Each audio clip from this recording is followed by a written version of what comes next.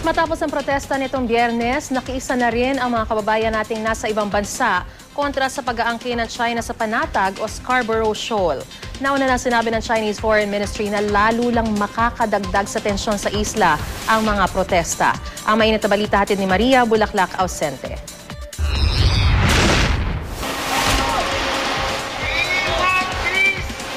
Sumugod sa Chinese Consulate sa San Francisco ang may 100 Filipino veterans ng World War II.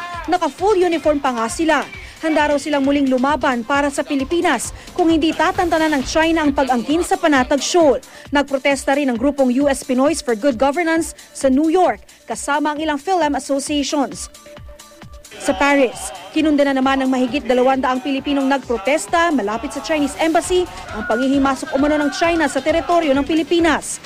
Hindi raw sila makakapayag sa pambubuli na ito at ipaglalaban nila ang ating karapatan at teritoryo. Pati si Monsignor Noe Thomas na Philippine chaplaincy sa France nakiisa sa protesta. Sa Rome naman, nagpakita rin ng puwersa ang Filipino community leaders sa tapat ng Chinese Embassy.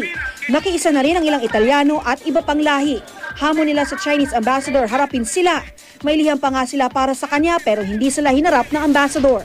Sa Jeddah, Saudi Arabia naman, naglabas ng isang banner ang OFW leaders bilang pagtuligsa sa pambubuli raw ng China.